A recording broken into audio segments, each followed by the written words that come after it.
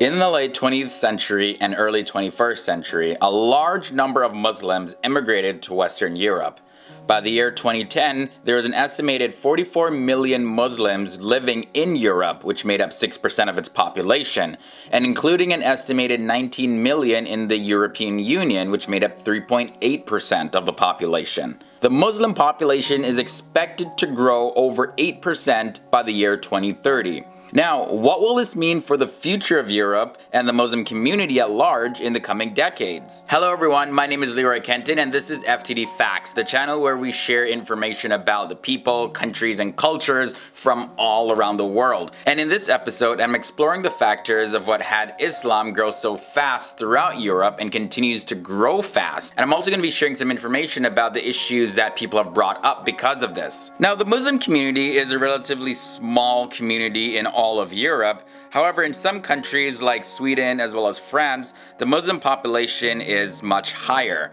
And this has led to a lot of social and political agitation in several countries in Europe. Even more so now because of the millions of asylum seekers recently. Today, the places with a Muslim majority in Europe are Bosnia and Herzegovina, Albania, Kosovo, Montenegro, and certain parts of Macedonia. There's also a large amount of Muslims living in Russia. Now, these communities consist predominantly of indigenous Europeans of the Muslim faith, whose religious practices and beliefs date back to several hundred years. And in transcontinental countries like Turkey, Kazakhstan, and Azerbaijan, they also have a Muslim majority population.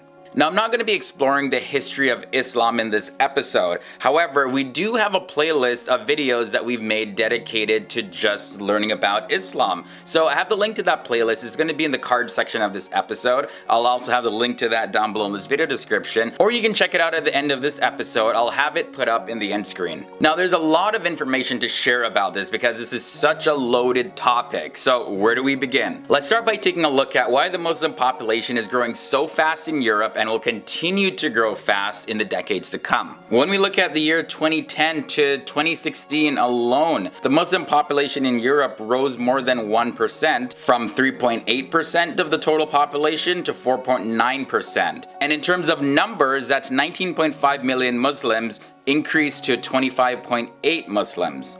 Now, based on the current numbers, by the year 2050, the Muslim population in Europe would more than double, rising to 11.2% or more. And this depends on how much immigration is allowed in Europe in the future. Now, even if in Europe there was a Muslim ban where Muslims could not immigrate there anymore forever, the Muslim population is still estimated to grow to 7.4% in Europe. This is due to the high amount of youth that live in Europe who are Muslim, as well as the high fertility rate of the current Muslim residents. So there's a lot of young people there who have not had children yet, and when they start having children, populations multiply. However, in the year 2010 to 2016, the biggest factor affecting the Muslim population growth in Europe was migration. It's estimated that 2.5 million Muslims came to Europe for reasons other than seeking asylum. And these reasons include, finding jobs, going to school, and 1.3 million of those Muslims already have or expect to receive refugee status, meaning that they'll be staying in Europe. And then we look at the natural growth, which was the second biggest factor. In the Muslim community in Europe, there were 2.9 million more births than deaths during the period of the year 2010 to 2016. And then we look at religious switching, and it's estimated to be a small factor in the Muslim population change, but roughly 160,000 more people converted to Islam during that period. And I did touch on this a little bit, but the Muslim population of youth is a lot higher than other Europeans, as well as they're much younger. And on top of that, they have more children than other Europeans. In 2016, the average age of Muslims throughout Europe was 30.4, and this is 13 years younger than the average age for other Europeans, which was 43.8. So you can also look at it like this: 50% of all the European Muslims are under the age of 30, and this is compared with 32% of non-Muslims in Europe. And on top of that, the average Muslim woman in Europe is expected to have 2.6 children, which is one child more than the average non-Muslim woman, which has 1.9 1.6 children. Now, there is some concern inside of the Muslim community in regards to the new laws that are limiting them to enter the country. Some say that the new laws targeting Muslims bring us back to the times when innocent Jewish children were abducted and imprisoned to save them from eternal hellfire. However, it's not just the Muslims who are desperately in search to find more effective solutions that do not alienate Muslims or any other group of people based on their religion or country, but the fears are that history is just gonna repeat itself. Take for instance in 15th century Catholic Spain. The monarchy set out to solve the Jewish question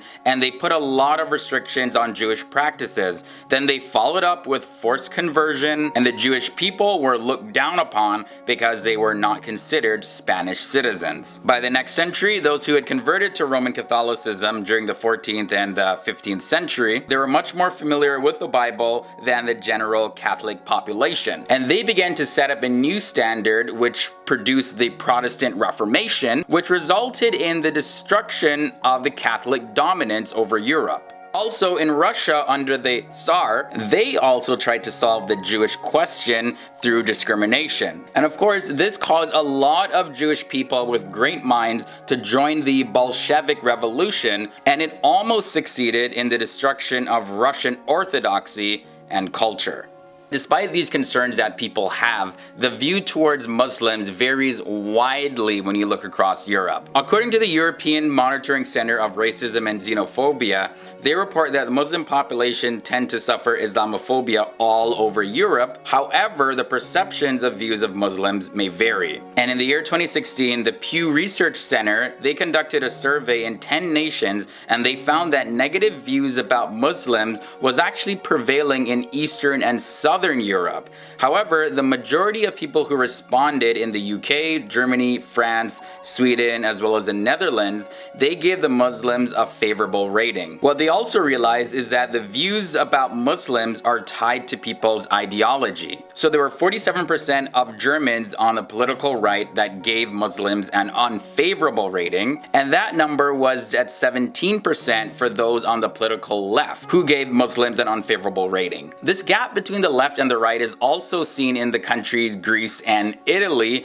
and the gap between the percentage is about 30%. According to a WZB Berlin Social Science Center report that looked into the employment of Muslims in countries like Germany, France, and the Netherlands, as well as the UK, Belgium, and Switzerland, they noticed that Muslims in Europe generally have a higher level of unemployment, which is also greatly due because of the lack of language skills, as well as just a general lack of cultural connection and traditions, as well as the views about gender roles compared to other Europeans. This report also noted a very small percent of unemployment was because of discrimination. And the last thing I'm going to touch on about the various views that Europeans have towards Muslims is about their style of dress.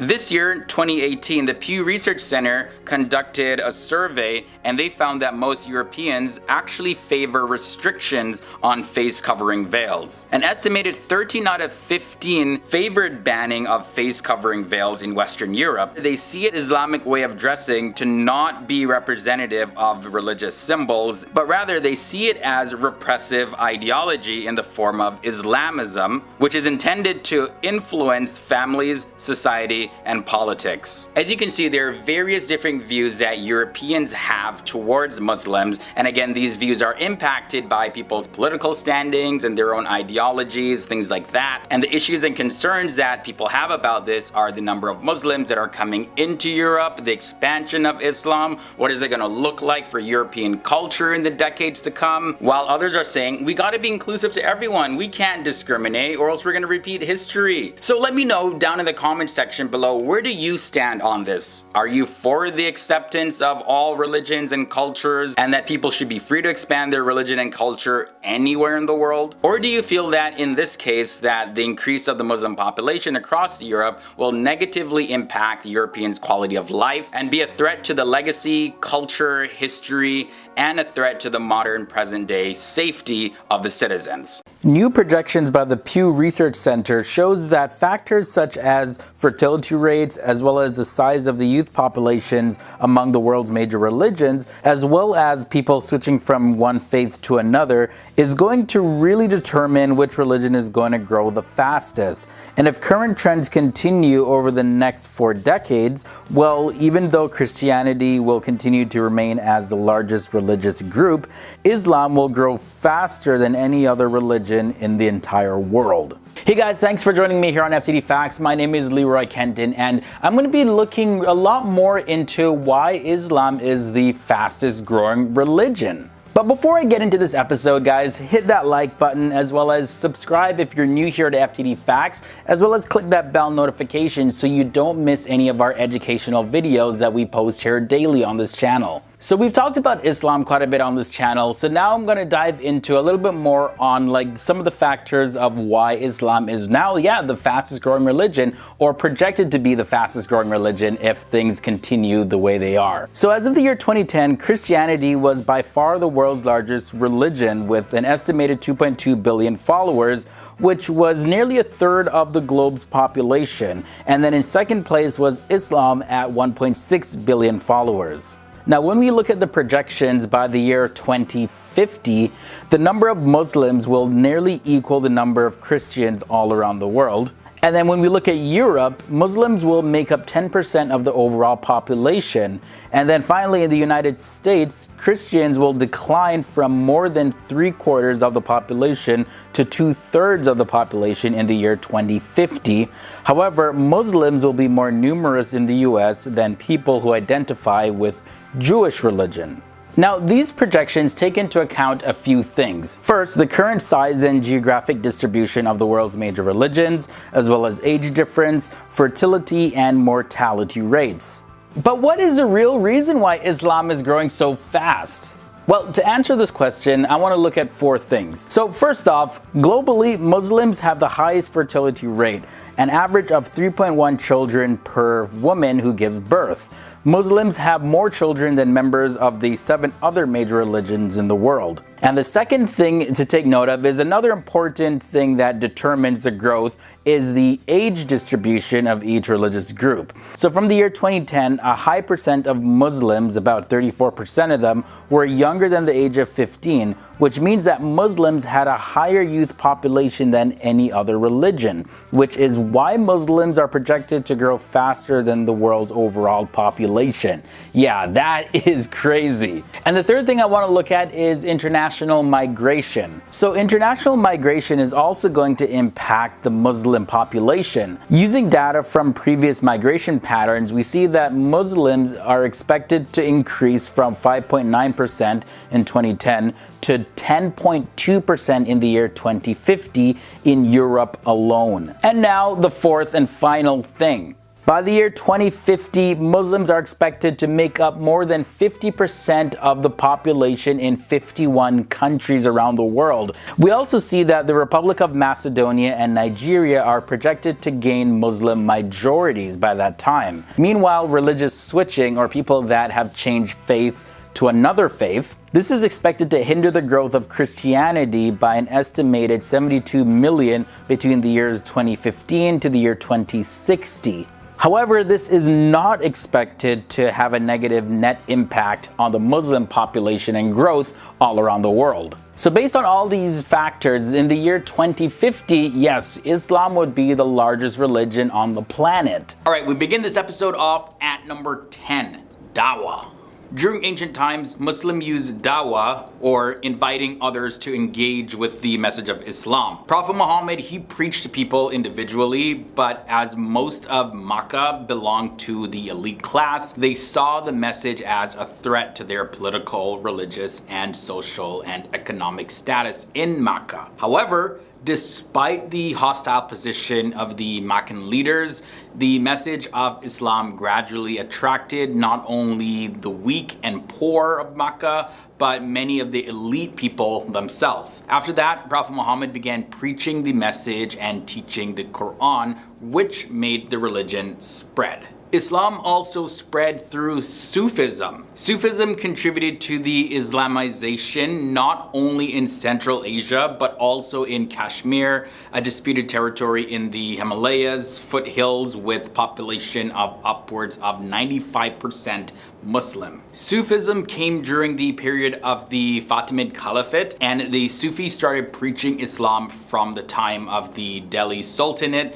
to the Mughal era in the Indian subcontinent. Sachal Sarmas, Baba Bule Shah, Shah Wali Ullah, and Data Ganj Baksh are some of the prominent Sufis who helped align the local values and the practices with Islamic teachings. Next, at number 8, we're going to be looking at the spread of Islam throughout Asia. Islamic groups maintained control of most Asian land for a long period of time. Arab Muslims spread Islam into Turkish and Persian kingdoms, which then expanded into Central Asia. In Central Asia, Islam gradually spread as cultures and ethnic groups mixed together. And now today, when we look, most of Central Asian nations are actually Islamic nations now. Muslims conquered part of South Asia from India to Bangladesh and began the Delhi Sultanate. Now, in the year 1526, the Mughal Empire descended from the Mongolians, expanded the Muslim territory, and filled the southern Asian land with Muslim art and architecture. From there, let's talk about the spread in Indonesia and China. Most of Indonesia converted to Islam under the influence of the Sufis in the 13th century. Islam also spread through merchant activities by Arab Muslim traders and adoption by local rulers. And today, Indonesia has the highest Muslim population in the entire world. And that comes as a surprise to a lot of people because most people think that most Muslims are in Arab countries, but that's actually not the case. Either way, Islam reached China also during the Tang and Song dynasties from 618 to 1279 via the overland and the maritime Silk Roads. Arabian and Persian traders built tombs and mosques combining traditional Arab and Chinese architectures, intermarried with local Chinese, and also raised the first generation of Chinese-speaking Muslims. However, only 2% of China's population is Muslim today. Alright, for number 6, let's look at the spread of Islam in Africa. Islam entered Africa from different places. First, Arab traders came from Asia into North Africa and moved through the Sahara to West Africa. The first African converts to Islam were merchants in Sudan, followed by some kings and their royal courts. However, the peasants initially maintained their local faiths and converted after some time to Islam. Gao was the first place where the king of Ghana converted, and then Muslims established a kingdom in Mali from the 13th century to the 15th century. Mansa Musa was the king of Mali, and he built the capital city called Timbuktu, where Muslim scholars taught and wrote Islamic law. For fact number 5, I gotta mention Ibn Battuta. Cities developed in the places where African traders met Arab traders, and as the towns grew, the Muslims started building mosques to give the cities some shape. Now, the records about the spread came from Arab sources, such as the great Arab traveler Ibn Battuta, who traveled from Western Africa to Eastern China throughout his life, probably more than Marco Polo or any other explorer at that time. Now, let's look at the rise of Islam over in Europe. Islam expanded in the Caucasus through the Muslim conquest of Persia in the 7th century and entered southern Europe through the expansion of the Umayyad conquest of Hispania in the 8th to 10th centuries. Muslim political entities, they existed firmly in what is today Spain, Portugal, Sicily, and Malta during the Middle Ages. And the Ottoman Empire, they further expanded into southeastern Europe, and it consolidated its political power by invading and conquering huge portions of the Serbian Empire, the Bulgarian Empire, as well as all of the remaining territories of the Byzantine Empire in the 14th and 15th centuries. Many Muslims also migrated to Western Europe in the late 20th century as well as the early 21st century. And that actually leads us to number 3, migration. Migration, both forced and voluntary, has played an important role in the spread of Islam. The earliest presence of Muslims outside of Arabia was a group of Muslims who sought refuge in Abyssinia during the lifetime of the Prophet Muhammad. This is one of the very famous stories about the life of Prophet Muhammad. Similarly, forced migration brought the first Muslims to the New World through the transatlantic slave trade, laying the foundations for an early Muslim presence in the Americas. The forced migrants became distant from Islam, but then they returned to mainstream Islam en masse, starting in the late 1970s. Also, intermarriage between Muslims and non-Muslims also became a source of the spread of Islam in different parts of the world. One prominent case was that of Sarah, the daughter of Alamund of the Visigothic royal family. Now, she was married twice to prominent Muslims, and in later centuries her descendants formed some of the leading Muslim families of Seville, including the Banu Hajjaj and the Banu Maslama. Similar marriages happened in the Ottoman Empire and in India and also the United States, where Muslims married non-Muslims, and it gave rise to Islam in various different regions. Now we end this episode off with number 1, conquests. Islam spread through the reign of the second Caliph Umar, who held power from 634 to 644. And the Rashidun Caliphate constructed a massive empire out of many swift military victories and gave rise to people embracing the religion of Islam. After the Rashidun, the Umayyad dynasty and the Abbasid dynasty helped increase the conversion to Islam. The Umayyads did not actively encourage conversion, but when the Abbasids rebelled and gained control, Islamic art and culture started to flourish in the land, and they are famous for initiating the Islamic Golden Age. In our video titled How Islam is Taking Over Europe, we explained several factors that contributed to the exponential growth of Islam in Europe. Now, Islam is the fastest growing religion, and it's expanding also in the United States. Hey guys, my name is Leroy Kenton and welcome to another episode of FTD Facts. This is a channel where we love to talk about the different countries, cultures, and peoples from all around the world. And in this episode, I'm diving into Islam again, and we're taking a look at why it's growing so fast in America. If this is your first time here to FTD Facts, make sure you click that subscribe button as well as that bell notification so you'll be notified of future videos like this. And whether or not you're an old school FTD Fact viewer or a new school FTD Fact viewer, hit that like button on this episode. So let's begin with the history of the growth of Islam in the United States. Between the years 1878 and 1924, Muslim immigrants from the Middle East, more specifically Syria and Lebanon, they started arriving in places like Ohio, Michigan, as well as North Dakota and South Dakota. So like most people that immigrate to America, they were just seeking, better jobs, better work opportunities than what they had in their homeland. And history shows that one of the biggest employers of Muslim migrants was the Ford Company. So there was a lot of manual labor work for them to do. They were able to make American dollars, send it back home to support their family members,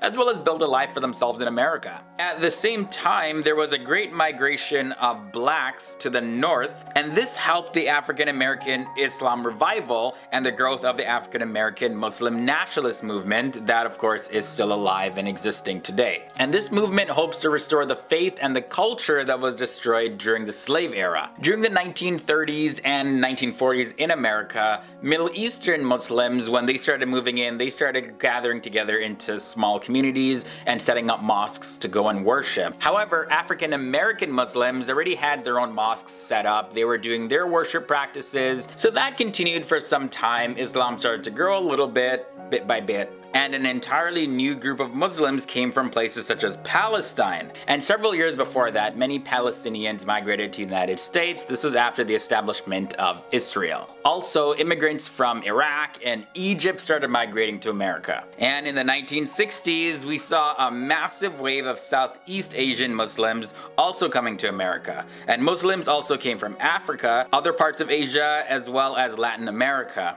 Okay, so that was a little bit of history of how the growth of Islam really started picking up in the United States. So let's fast forward it now to present day. Now I'm sure we're aware of the many different debates about immigrants in the United States, especially when it comes to immigrants from Muslim countries. But you know, to really find out the amount of Muslims that live in the United States is a pretty difficult question to answer. Even though it may seem simple to answer, I mean, just any statistics anyways, it's always based on an estimate. But on top of that, the US Census Bureau collects statistics for housing, population, business, as well as the economy, government statistics, and information related to health, transportation, education, etc. But it doesn't ask questions about religion. So there's no official government count of the actual amount of Muslims that live in America. However, we do have a pretty good estimate based on the latest data that's available. You know, the Pew Research Group, who's a private, non-profit organization, they're very reputable. Based on their data that they collected, they estimate that there's 3.45 million Muslims that live in America. And this is based on the data from the year 2017. We haven't fully gotten the 2018 data in yet, but based on this data, we see that Muslims make up 1.1% of the entire American population. So not that big at all. However, despite Muslims being a tiny drop in the overall population of the United States of America, we do see that Islam is growing, and fast. Of course, Muslims in the United States aren't as large as other religious groups like Christians as well as Jews, yet projections suggest that in the United States, the Muslim population will grow much faster than the American Jewish population. And by the year 2040, Muslims will surpass Jews and become America's second largest religious group, next to, of course, Christianity. They also estimate that by the year 2050, the US Muslim population is projected to reach 8.1 million, or 2.1% of the nation's total population.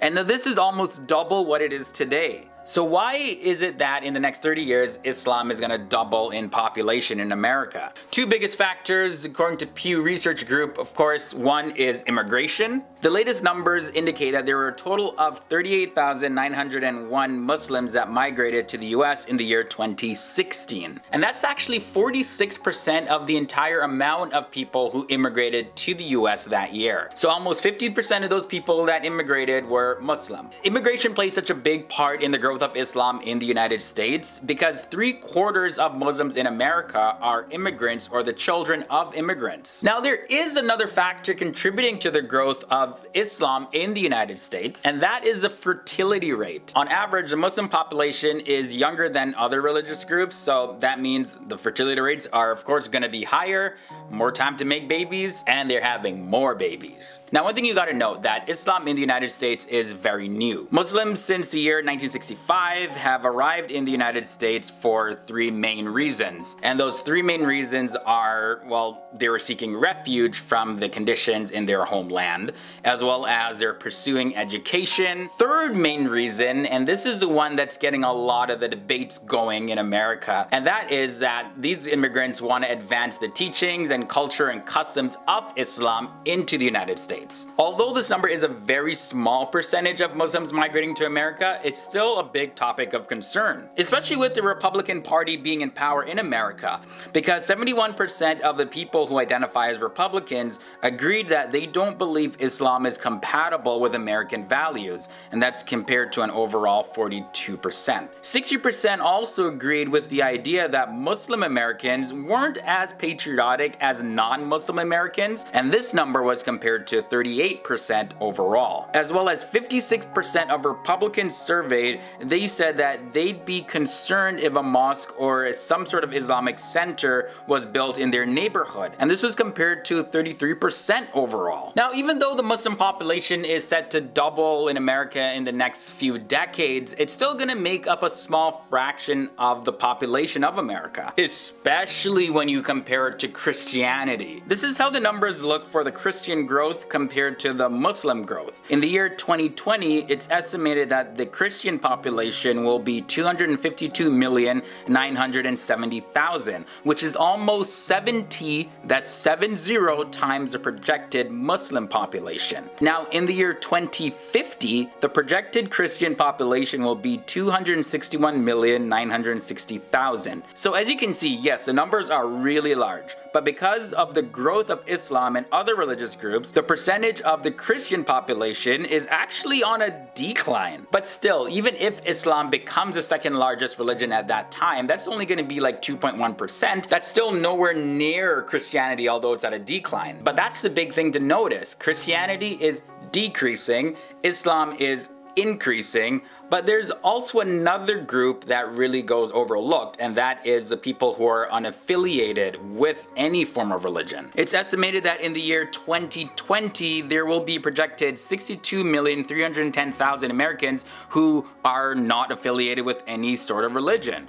By the year 2050, the number is expected to grow to 100,860,000. So to summarize, the Muslim population in America is going to continue to grow, and in less than just a few short decades, it's going to be the second largest religion in America. But since, yes, Islam is very new in America, it's starting really from the bottom, but who knows how the religious makeup of America is going to look in the next 100, 200 years from now. Because in America, it's a lot different than places in Europe where a lot of people are converting to Islam, and although it does make up a small percentage of the population of Islam, we still don't really see that as much in America. It's estimated that 1 in 5 adult American Muslims were raised in a different religion and converted to Islam, and about the same number who were raised as Muslim no longer identify as Muslim. So you see, it's not really a factor impacting the growth of Islam in America. So that's your breakdown on how Islam is taking over America in terms of its population. It's likely that it won't happen in our lifetime, but based on these numbers, statistics show